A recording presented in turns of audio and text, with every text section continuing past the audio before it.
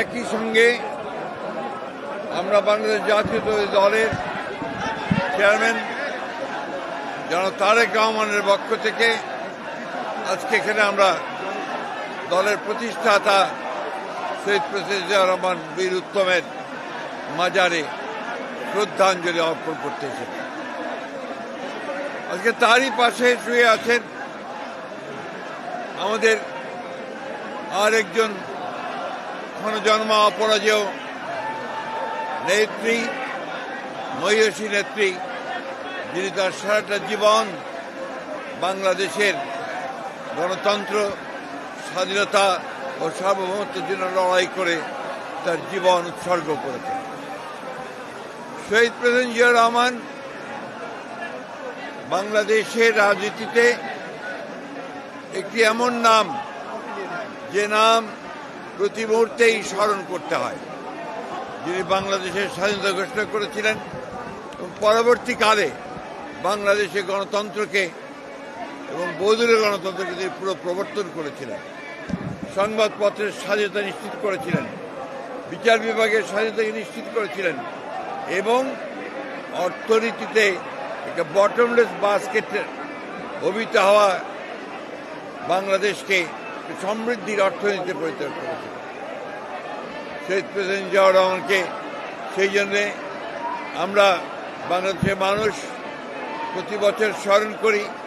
তার অনুসৃত যে পথ, সেই পথে আমরা সামনের দিকে এগিয়ে যাই, একটা উদার গণতান্ত্রিক বাংলাদেশ প্রতিষ্ঠা করবার লক্ষ্যে আমরা আরো দৃঢ়ভাবে শপথ গ্রহণ করি। এবং আজকে যখন ফেব্রুয়ারি মাসে 12 তারিখে নির্বাচন ঘোষিত হয়েছে, একটি ছাত্র গণতার অভ্যুত্থানের মধ্য দিয়ে যখন ফ্যাসিস্ট হাসিনা পালিয়ে গেছে, তখন আবার নতুন করে একটা ধ্বংসপ্রাপ্ত অর্থনীতির বাংলাদেশকে গড়ে তোলার জন্য, গণতন্ত্রকে প্রাতিষ্ঠানিক রূপ দেওয়ার জন্য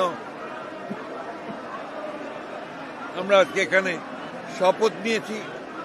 এবং এই শপথের মধ্য দিয়ে বাংলাদেশ জাতীয়তাবাদী দল এবং সমস্ত অঙ্গ সংগঠন বাংলাদেশে শহীদ জিয়ার যে আদর্শ, সে আদর্শকে এখানে বাস্তবায়িত করবে, এই শপথ আমরা আজকে এখানে নিয়েছি। আমরা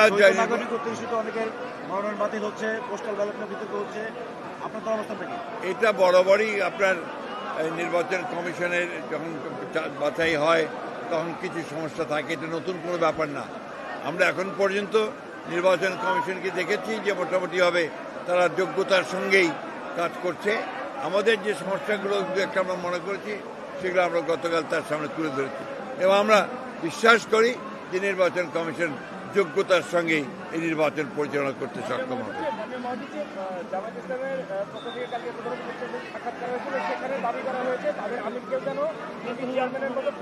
এটা তাদের ব্যাপার, এটা আমাদের ব্যাপার নয়। আজকে এই জন্য আমরা এখানে সরি না, আমাদের কাছে এই ধরনের কোনো অভিযোগ নেই। ধন্যবাদ।